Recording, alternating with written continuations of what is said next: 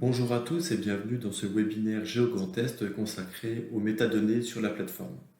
Je suis Antoine Richard, chef de projet SIG à la région Grand Est, et ensemble, nous allons faire un rappel du contexte technique et réglementaire qui s'applique aux métadonnées.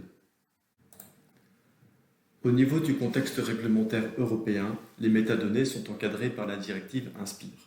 Beaucoup d'entre vous la connaissent déjà, car elle date de 2007. Elle a été créée par la Direction générale de l'environnement de la Commission européenne. Son objectif est d'établir en Europe une infrastructure de données géographiques pour assurer l'interopérabilité entre bases de données, faciliter la diffusion, la disponibilité et la réutilisation de l'information géographique en Europe. En effet, pour mener à bien une politique communautaire environnementale, il est nécessaire de disposer des informations spatiales cohérentes. Et la directive INSPIR définit donc un cadre technique pour la description des données, mais aussi des services associés de visualisation et de téléchargement. Alors en France, qui est concerné? Il y a l'État, les collectivités territoriales, les EPCI, les établissements publics et toute personne chargée d'une mission de service public en rapport avec l'environnement, ce qui représente beaucoup de monde. Alors nous n'irons pas plus loin au niveau de la description du contexte réglementaire de la directive INSPIR. Pour plus d'informations, nous vous proposons de consulter les liens indiqués en bas de page sur le site du CNIJ, du ministère de l'écologie, et puis il y a le guide de la directive INSPIR pour les néophytes. Au niveau du contexte réglementaire national, il y a en France un ensemble de lois favorables à l'ouverture des données. Premièrement, la loi NOTRe, nouvelle organisation territoriale de la République de 2015, conforte le rôle des régions dans la mutualisation et la redistribution de l'information géographique. Ainsi, les géoservices proposés par les IDG régionales sont renforcés. Il y a aussi les lois Walter 2015 pour la gratuité des données du secteur public et la loi Le Maire de 2016 pour une république numérique qui favorise l'ouverture des données, géographiques ou non. En conclusion, pour le contexte réglementaire, il y a un contexte global qui encourage vraiment l'ouverture de la data et donc les métadonnées sont un élément clé de ces politiques. Alors pourquoi décrire et publier ces métadonnées? Il y a de nombreux enjeux qui dépassent le contexte réglementaire. Les métadonnées permettent de mettre en avant l'exemplarité et la volonté de transparence de sa structure en matière de gestion de la donnée. Cela permet aussi de valoriser un patrimoine et d'ajouter de la valeur à la data. Les métadonnées vous permettront aussi de faire connaître votre structure, votre savoir-faire et de valoriser vos compétences techniques. Enfin, dans le contexte général de l'open data, cela permet de s'ouvrir à un écosystème technologique et économique qui peut être un levier de développement local. Au niveau de l'infrastructure de données régionale, la plateforme GeoGrandTest propose donc un service ouvert et gratuit à tous ses partenaires pour gérer les métadonnées. Donc si vous n'avez pas cet outil sur votre plateforme, vous pouvez utiliser la plateforme GeoGrandTest pour gérer vos métadonnées, que ce soit des données géographiques, des cartes, des services de visualisation ou de téléchargement, ce qu'on appelle WMS ou WFS. Nous proposons au cours de l'année des sessions de formation spécialement dédiées à la gestion des métadonnées, ou alors vous pouvez faire appel à un accompagnement personnalisé ou une assistance technique à l'adresse contact@geograndtest.fr. Le catalogue de métadonnées GeoGrandTest est donc un catalogue fédérateur, puisqu'il regroupe les fiches de métadonnées des catalogues de tous les organismes contributeurs. Alors il y a deux façons de contribuer. Soit vous avez un outil de gestion des métadonnées, et dans ces cas-là, GeoGrandTest vient moissonner votre catalogue. Ou alors, vous n'avez pas d'outil de gestion des métadonnées, et dans ces cas-là, vous pouvez héberger vos fiches de métadonnées directement sur geograndtest.fr.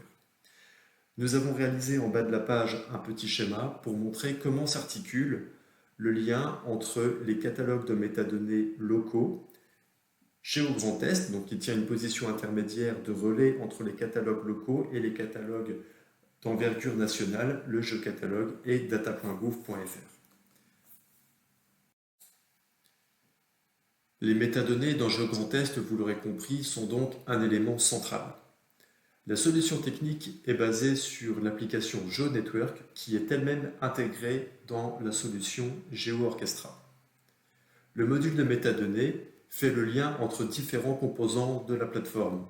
Par exemple, le module de métadonnées fait le lien entre le serveur géographique GeoServer et la visionneuse en ligne Mapfija.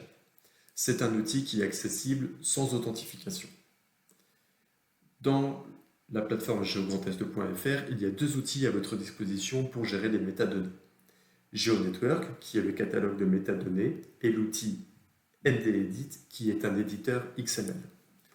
Vous avez en bas de la page un schéma de l'infrastructure geograndest.fr. Nous avons vu dans le webinaire de la semaine dernière le catalogue de métadonnées GeoNetwork.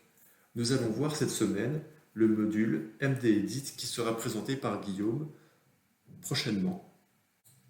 Nous allons maintenant aborder l'accès aux outils de gestion des métadonnées. Tout d'abord, l'accès au catalogue de métadonnées. À partir du site geograndest.fr, vous pouvez cliquer sur l'icône « Rechercher des données » ou alors vous pouvez saisir l'URL indiquée ici.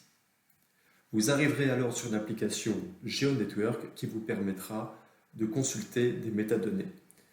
Si vous voulez plus d'informations, vous pouvez consulter le webinaire numéro 1 du 28 mai qui a été présenté par Guillaume. Vous pouvez aussi accéder à l'outil éditeur de métadonnées en saisissant l'URL indiquée ci-dessous. Ici, vous aurez la possibilité d'éditer des fiches de métadonnées au format XML et les charger sur GeoGrandTest. Alors, les métadonnées GeoGrandTest en quelques chiffres. Nous avons comptabilisé plus de 11 800 fiches de métadonnées. Ces fiches de métadonnées décrivent 5300 jeux de données et 530 documentées. Nous avons aussi comptabilisé 3700 données visualisables par flux WMS et 2900 données téléchargeables par flux WFS. Pour aller un peu plus loin sur les statistiques des métadonnées, vous pouvez consulter le lien ci-dessous qui est le dashboard réalisé par le géocatalogue. Ce dashboard vous proposera par exemple un nuage de mots représentant les mots les plus recherchés sur GeoGrandTest. Sur le dashboard du géocatalogue accessible par l'URL ci-dessous, vous aurez aussi accès à de nombreux graphiques et de nombreuses statistiques concernant les métadonnées GeoGrandTest. Par exemple, ici, vous voyez les thèmes de la directive Inspire les plus représentés dans GeoGrandTest. En guise de conclusion concernant ce chapitre sur le contexte réglementaire et technique concernant Inspire et les métadonnées, il ne faut pas les voir comme des contraintes, mais plutôt comme des opportunités. En effet, la directive Inspire a clairement défini un cadre technique garantissant l'interopérabilité entre les plateformes. Cela permet de faciliter le partage et la réutilisation des données disponibles. Les effets bénéfiques sont renforcés si tout le monde participe à la démarche et si tout le monde alimente ces plateformes à la fois en données mais aussi en métadonnées. La plateforme GeoGrandTest vous propose donc un ensemble d'outils gratuits pour gérer et partager vos métadonnées. Guillaume et Brigitte vont vous présenter plus en détail ces outils-là. L'ensemble de l'équipe GeoGrandTest est à votre écoute. N'hésitez pas à nous contacter à l'adresse contact@geograndtest.fr.